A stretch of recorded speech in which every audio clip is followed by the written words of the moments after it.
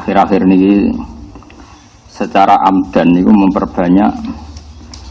Saya ulang lagi, akhir-akhir ini kalau secara amdan, secara sengaja sering memperbanyak naskah sing ngangsalaken Jumatan teng satu kampung binaan ya, sing jumlahnya itu dunal arba'in, yang jumlah penduduknya itu tidak sampai pinten 40. Niki penting saya utarakan dan sebetulnya juga nanti nggak jauh-jauh dari apa yang pernah diyakini ya, diyakini oleh kitab Fathul Mu'in. Beliau mengutip pendapat Imam Bulkini bahwa kalau ada satu kampung yang jumlah penduduknya tidak sampai berapa 40, kampung itu ya boleh Jumatan meskipun nggak sampai berapa 40. Terus ngeten ya, kalau sukani mukaddimah ya. Saya sering diberi pertanyaan begini. Saya punya teman, dia di pedalaman Kalimantan. Dulu sekolah itu ora tau munggah. Gak tau munggah ya pemenang ranking, munggah ya pernah naik. Tapi bagus barokahnya begitu, dia itu ikut kerja di pedalaman Kalimantan. Kalau dulu disebut illegal logging, jadi dia ya pokoknya manfaatkan kayu hutan. Mungkin oleh negara disebut maling, tapi kalau oleh santri ya manfaat rahmati pangeran. Dulu. Singkat cerita itu, dia karena santri, dia ada Jumatan itu tidak enak. Mau Jumatan nggak sampai 40, juga tidak mustautin. Singkat cerita dia tanya saya, zaman itu masih pakai surat. Dia sebetulnya masih setengah-setengah ingat kalau di Mu'in, di Bakrib itu harusnya sholat duhur. Kalau nggak sampai 40 kan sholat duhuran, mereka sholat duhur. Tapi masyarakat yang di situ, yang gelem sholat, yang mau sholat itu menolak. Alasannya, Pak Kiai, Jumat kok duhur. Kalau Jumat ya Jumatan, Jumat kok duhur. Mereka tidak mau. Terus saya bilang, ya sudah Jumatan saja kata saya gitu. Jumatan saja kata saya gitu. Ya terus Jumatan sampai sekarang. Nah tentu saya sebagai orang mutaakhirin, orang akhir, mencari pembenaran itu di kitab Fathul Mu'in, terus kalau sekarang di kitab Tadhkirun Nas, yang sekarang populer itu kitab Tadhkirun Nas, disarang dipakai di internasional dipakai, fatwanya Habib Al-Habsyi. Itu memang ya menyuruh duhur, bukan menyuruh Jumatan, bukan duhur.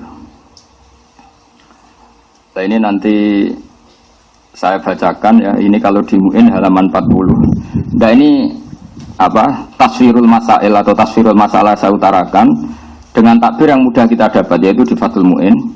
Kemudian nanti saya takwiyah dengan beberapa takbir di I'anah dan di kitab-kitab sekarang yang dikarang oleh orang-orang yang minna, yaitu Ahli Sunnah wal Jamaah, dan di ACC oleh ulama-ulama kita yang masih hidup.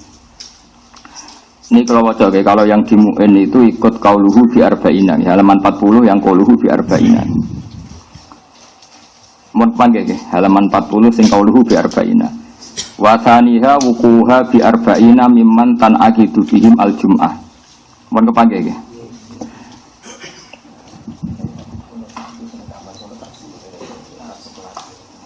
Tak kok gini. Ini kiai tak kongkon kalah tuh. Kalau wajah ya. Jadi mulai sekarang nanti mengkaji babul Jum'ah karena ada banyak masalah. Syarat sahnya Jum'ah adalah wuku'uha bi arba'ina, tumibane Jum'ah bi arba'ina kelan wong 40 mimman tan aqidu bihim al Jum'ah. Mimman sanging wong tan aqidu kang dadi sah bihim kelawan man sing jumlah arba'in wa al Jum'ah tu Jum'ah walau mardo senajan to orang-orang sakit. Maksudnya goya walau mardo gini dalam logika fikih. Jumatan itu disahkan oleh orang yang wajib apa disahkan oleh orang yang enggak wajib? Enggak, yang rada eling-eling tau ngaji, santri pedotan lah pokoknya rada eling. Yang bisa mengesahkan Jumatan itu yang wajib Jumatan apa yang sunnah Jumatan? Nah, itu kriminalis sampean ngaji rahatam. Itu kasus. Karena Sekarang orang sakit itu wajib Jumatan enggak? Enggak. Makanya di sini disebut walau mardo jadi goyah walau mardo. Meskipun orang 40 itu semuanya sakit, yang harusnya berstatus tidak wajib Jumatan. Wala deh. Sekarang mungkin yang alim tenan. Ya, orang sakit itu wajib Jumatan enggak? Enggak. Tapi kalau Jumatan 40 sakit semua itu Jumatannya sah enggak? Sah. Berarti Jumatan bisa sah oleh orang yang sebetulnya tidak wajib.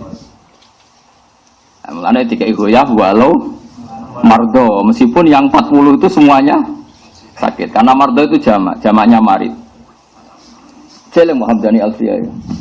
Fa'la li wasfin ka qatilin wa zamin. Jadi maridin mardo, qatilin qatla, zaminin zamna. Fa'la itu alimaan sayakunu minkum napa? Mardo itu maknanya orang-orang yang sakit. Saya itu bawa amplop itu udah amplop uang ini, amplop takbir. Nah takbirnya itu agak aneh. Mana belum cukup ambil? Belum cukup kayak orang alim waktu itu. Ini roy duit ini us parah, mana? Sudah saya ulang lagi ya. Di bab Jumat itu ada beberapa hukum yang unik ya. Saya ulang lagi ya. Jumatan itu bisa sah, itu normalnya kan orang yang bisa mengesahkan apa? Jumat. Tapi di sini dikatakan walau mardo, meskipun mereka orang sakit. Padahal dalam status hukumnya orang sakit itu ada wajib apa? Jumatan. Suamin humlaniku setengah sangking al-arbaun al-imamu te imam. Sekarang misalnya gini, walau kanu umpama ana sapa ahli Jum'ah iku arba'ina 40 fakot, pas 40. Wa fihi lan khali iku ing dalam arba'in ummiyun te wong ummi wahidun kang siji aw aksaru to akeh. Qasara kang pepeko taksir lho. Qasara kang pepeko sapa ummi fi ta'allumi ing dalam belajar lam tasih mongko rasa apa Jum'atuhum Jum'atane arba'in mergo libut lani salatihi krana batale salate ummi sing qasara fit ta'lim. Berarti dihitung fayang kusuna mengko dianggap kurang sapa al-arbaun. Jadi kalau orang 40 pas kok salah satu itu batal, balik batalnya karena ngentut atau diantara mereka ada ummi yang nggak mau belajar Quran kemudian bacanya itu salah dan dia ketika salah punya kesempatan belajar tapi tidak mau apa belajar, namanya qasara apa fit ta'allum, dia pepeko ya. Pepeko itu disalahkan syariat, maka itu juga enggak sah. Tapi wa amma idza lam yuqassir al ummiyu fi ta'allum fatasih al jum'ah kama jazama bi syekhuna fi syarhil ubab wal irsyad. Ketika orang ummi itu tidak taksir fi ta'allum fatasih maka dadi sah apa al jum'atu jum'ah kama jazama bi syekhuna fi syarhil ubab wal irsyadi, sebagaimana keputusan Syekhuna yaitu Ibnu Hajar dalam dua syarah, yaitu syarah kitab Ubab dan syarahnya kitab apa? Al-Irsyad. Tabaan di majazama fi Syekhu fi syarhir. Semaqala fi syarhil minhad la farqa huna baina ayuqassira al-ummi fi ta'allum wa alla yuqassira. Wal farqu bainahuma ghairu qawiyyin. Tapi kata Ibnu Hajar dalam syarah minhad, cek ummi ta'allum cek ora, cek taksir cek ora padha rasae. Intaha. Walau naqasu fiha batalat aw fi khutbatin lam yuhsab ruknun fu ila hala naqsihim li adami samaihim lah. Nah, sekarang masalah khutbah saya terangkan ya. Sekarang misalnya khotib itu khutbah, itu syaratnya mendengarkan orang 40 apa orang 40 itu dengar? Enggak, syarat wajibnya itu memperdengarkan apa orang 40 benar-benar dengar. Ya tenan iki latihan cerdas ya. Yang wajib itu memperdengarkan apa orang tua harus dengar? Yakin? Isma, bicara so. Ini kiai tapi untuk dereng untuk sertifikat. Enggak meyakinkan. Kalau isma dulu itu yang termasuk jadi masalah besar zaman abahnya Said Muhammad Said Alawi itu masyhur. apakah boleh khutbah pakai mic seperti ini? Karena yang didengarkan mustami'in itu suara mic, bukan suara kiai. Justru dengan pakai mic itu kan lon-lon. Kalau pakai mic banter kan kayak wong perang. Sekarang yang didengar orang-orang itu suara mic apa suara Pak Kiai? Pak Kiai, enggak. Ketika orang khutbah dengan mic itu, suaranya rindik apa enggak? Pelan enggak? Pelan. Lalu yang jauh kok dengar itu karena apa? Mic. Itu yang didengar suara Kiai apa suaranya mic? Aku loh. Kok dakek kan? Nah ini diskusi, ini kan masalah ilmu itu butuh konsensus. Dulu Rasulullah kalau ngajar ya seperti ini, tanya Aro'aita, di Quran juga banyak Kul aro'aitum, memang mustami' itu diberi hak memberi pendapat. Makanya di Quran itu banyak Kul aro'aita, aro'aitum, aro'aitani. Kalau kanjeng Nabi zaman Sugeng itu sering. Sekarang enggak, dianya rapati alim, perhatinya ali, takok ngono ya. Wedi nak ditentang nopo muripe, kok ilmu entek. Dulu itu biasa Nabi. Iya Nabi kalau diskusi itu seperti itu. Ya kadang dibantah karena misalnya masyhur al-qatil wal maqtul finnar, yang membunuh maupun yang dibunuh sama-sama di neraka. Sahabat ya usul. Cara sakniki mensomasi. Hadza al-qatil ya Rasulullah, fama balul maqtul. Oke lah kalau yang membunuh di neraka, masa yang dibunuh juga di neraka? Mereka yang mensomasi, padahal Rasulullah yang ngendikan. Tapi Nabi kan nggak mungkin kehabisan ilmu, ya tenang saja. Sampai disomasi ya taqabbalallahu minna minkum. Terus Nabi ngendikan innahu kana harison ala qatli sahibi. Sebetulnya ketika sesama muslim duel tarung, semuanya mentalnya qatil. Dua orang muslim duel tarung sama-sama bawa pedang, itu semuanya mentalnya qatil. Yang maktul nasibnya sial saja, dia terbunuh. Tapi sebenarnya yang maktul ini kan karena nasib, mentalnya qatil enggak? Ya setiap dua orang muslim duel itu mentalnya kan pembunuh semua, ya enggak? Ya mentalnya kan pembunuh semua. Cuma yang satu sial makanya Nabi ngintikan al-qatil wal maktul finnar, yang bunuh maupun yang dibunuh di neraka. Lah sahabat itu kan langsung mensomasi pikirannya sahabat, maktul itu mazlum, maktul itu korban, kenapa harus di neraka? Paham? Makanya tanya, kenapa? Oke ya Rasulullah kalau qatilnya di neraka, lalu dosanya maktul yang sebagai korban apa? Terus Nabi jawab innahu kana harison ala qatli sahibi. Karena yang maktul ini, yang terbunuh pun mentalnya pembunuh. Paham ya? Kalau rebutan pacar mentalnya sama-sama nelikong temannya, cuma nah sing kalah ora perlu mbok sakene, dia juga pecundang juga, petarung juga, cuma nasibnya sial saja. Nah itu ilmu ya. Ilmu itu memang kadang didiskusikan. Setelah itu kan kelihatan, oh iya ya. Ternyata yang maktul itu mentalnya juga qatil. Ternyata yang terbunuh mentalnya juga makanya sama-sama di neraka. Karena amal itu dihitung dari niatnya. Nah itu aro'aita. Terus di fikih paling masyhur ya, saya sering utarakan itu.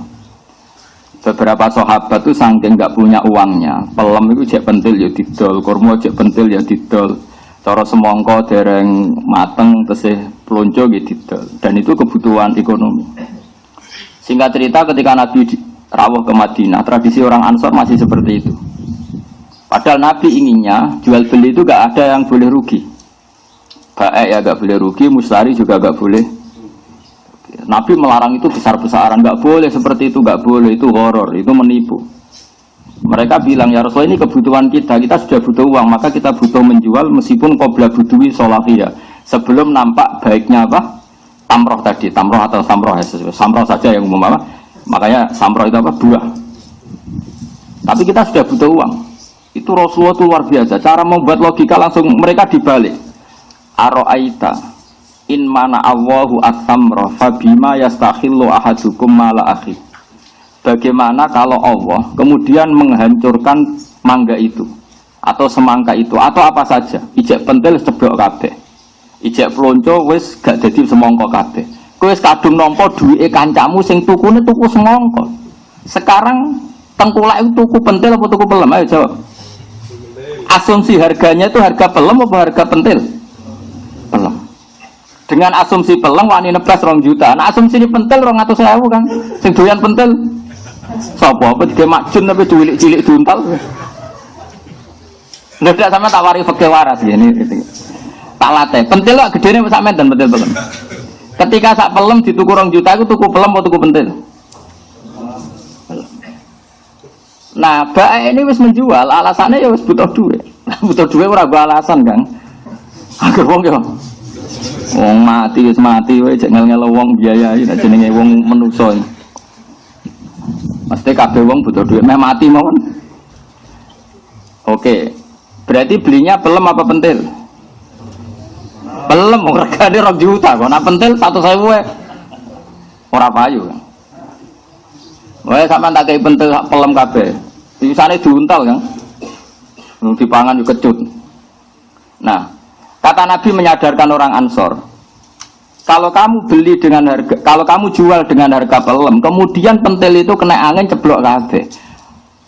Terus kue mangan duit, kamu stari, kau tengkulak itu atas nama apa? Fabima yastakhillu ahadukum mala akhi. Lalu kue kok doyan duit dulurmu itu atas nama dulurem kok apa? Wong sak Ansor nangis kabeh sadar iya. Ya, yang punya pelem tadi kan dapat uang 2 juta. Karena menjual kok pelem aja penting. Tapi rego pelem. Iya kok asing ditol iku pentil. Rego pelem. Pentile kena angin terus dari Nabi terus kowe mangan duit iku atas nama opo? Atas nama adol pelem wong ora dadi pelem. Atas nama adol pentil lagi kira-kira mustari didoli pentil kan ora gelem. Terus kue itu terus untuk duit atas nama apa? Nangis wong Ansor. Itu baru kayak aro'aitum orang dilatih berpikir. Aro'aitum in mana Allahu at-tamrah fabima yastakhillu ahadukum mala akhi. Umpama Allah menghancurkan buah sing rong dadi mau. Kowe wis kadung nampa duit ku atas nama apa? Nangis wong Ansor. Itu makanya di Quran sering ada aruni, aro'aitum. Dan ini maksudnya sebaiknya kalau ngaji itu mustamek pendengar itu diberi hak nih. Oke, tapi aja terlalu kok wong kampus mendisomasi bagi ini. Nak ranyo masih jadi gak kritis. Repot adat kampus. Nah, adat santri juga kadang kegoblokan saking samina waktu naki ini keliru ya samina. Akhirnya gini nolani faman wal jaro dalan ing lawang. Ana santri ini tahu ngaji. Teng kitab kula walang, Mbah. Lha iya teng walang sing nemplek lawan. Mergo mau kalah dia ini ku mah. Wal ardi lan bom. Teng kitab kula bumi, Mbah. Lah iya bumi sing kena bom. Tapi ini ku nyata lho. Kula nate ndek kanca ngaji sorokan mbek kiai iku. Faman saroko albedota ing anduk yakin kanca kula. Tulisan pegon anduk bendok kan podo. Jadi dede ana di albedota iku randek lho. Anduk. Takok kula, Gus, lho dhisik ku sono anduk tuh. Lah kok ora. Lah iki wong nyolok anduk. Repot. Napa albedota ngono? Anduk. Tulisannya pegon anduk bendok kan podo. Ana wong khotib muni sakniki kathah tiang main gruncung. Tulisan pegon kroncong lho dene musik kroncong. Lah dene tulisane kan nganggo wawu diwaca gruncung. Sing karo iki apa bae gruncung. Agene ora paham. Ya saya ulang lagi ya. Di bab Jumatan itu unik ya. Ketika orang 40 itu sebagian almardo yang harusnya agak wajib apa? Jumatan. Itu pun sah. Nah sekarang kalau tak balik, perempuan itu wajib duhur enggak? Jawab saja. Wajib duhur, duhur. Perempuan itu wajib duhur enggak? Wajib. Terus ketika perempuan ikut Jumatan itu wajib duhur lagi apa cukup Jumatan itu? Nah itu kan unik. Padahal wajibnya dia duhur apa Jumatan? Nah itu kan makanya di bab Jumatan hukum itu unik semua. Perempuan tuh wajibnya kan Jumatan, apa duhur? Katut goblok kau gara-gara.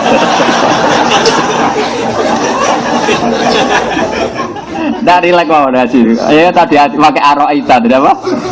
Ikut tradisinya Rasulullah aroita. Perempuan tuh wajibnya apa tadi? Duhur. Jumatan nggak wajib kan? Nah, ketika dia Jumatan itu wajib ngulang duhur enggak? Tidak. Berarti melakukan sesuatu yang nggak wajib menggugurkan hal yang wajib. Aneh enggak kalau dalam kaidah fikih? Nah ya ini kan berarti saya ulang lagi ya, perempuan wajibnya duhur. Jumatan wajib enggak? Tidak. Setelah Jumatan wajib ngulang duhur enggak? Tidak. Berarti kan melakukan sesuatu yang enggak wajib tapi menggugurkan hal yang wajib. Ini pakai Jumatan itu bulat kan. Mulane akeh wong ra iso iku aja mbok salahno, yen bulat.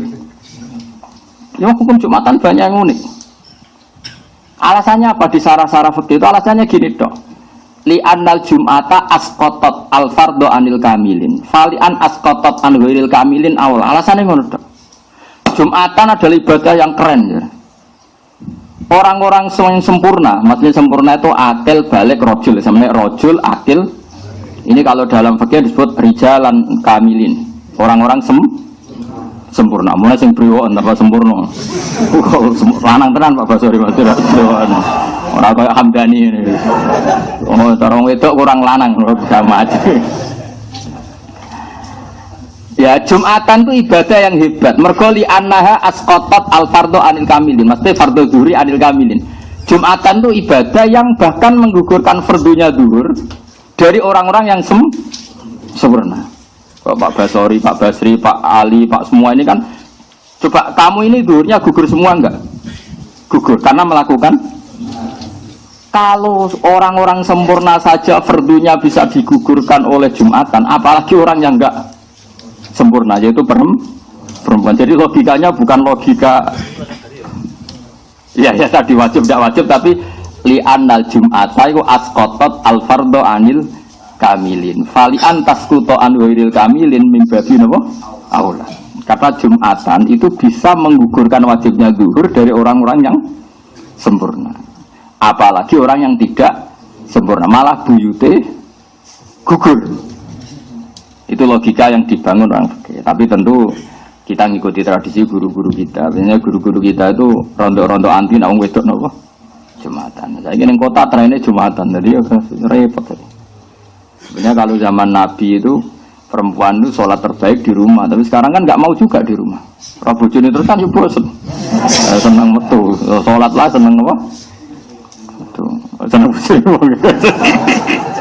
Oh, suudon kok boleh bagakno. Jadi di bab Jumat itu banyak yang unik. Nah yang penting saya mohon teman-teman ini menguasai ya, terutama yang masih anak-anak. Karena logika seperti ini itu kamu tahu fikihnya ndak, ini sudah kadung ahwalu masyayikhina. Setahu kita guru-guru kita tidak pernah mewajibkan ada sama perempuan yang kadung hadir di Jumatan. Saya ulang lagi ya, guru-guru kita, entah itu orang-orang alim Jakarta atau habib-habib Jakarta yang di kota, terutama ngalami ini kan di kota. Setahu kita, guru-guru kita tidak pernah mewajibkan mengulang zuhur pada perempuan yang sudah kadung Jumatan. Tapi kita harus ngomong kadung terus, karena sebenarnya ini tidak syariah. Paham ya? Perempuan Jumatan itu tidak syariah, tidak musyarrah, tidak disyariatkan. Tapi kalau kadung ada kan kita harus ngomong. Taruh saja misalnya gini, zaman Nabi itu misalnya ada perempuan sing engkek, jadi hayatin nggak boleh sholat jamaah di masjid. Kalau tidak boleh itu namanya apa? Coba dalam fikih enggak jawab saja. Haram kan? Yang engkek lo ya. Sing seneng bojone wong lo yang contohnya tadi. Kalau orang engkek niate sholat ke masjid mergo seneng wong lanang liya utawa engkek lah pokoke niate engkek. Itu haram enggak? Tapi di cerita-cerita hadis ketika kadung sholat Nabi tidak nyuruh ya ada. Berarti artinya apa? Dia secara salah kan melakukan barang haram, itu saja nggak disuruh mengulang. Paham ya? Apalagi tadi yang nggak haram. Jadi itu fikih itu ya unik. Makanya di fikih nanti ada kaidah minal manhi ma la yubtil. Di antara sesuatu yang dilarang itu tidak membatalkan akad atau membatalkan ibadah tertentu. Misalnya ada nidaul Jumat, ada kadung azan. Allahu Akbar, terus kantang beli rokok atau beli es. Haram enggak?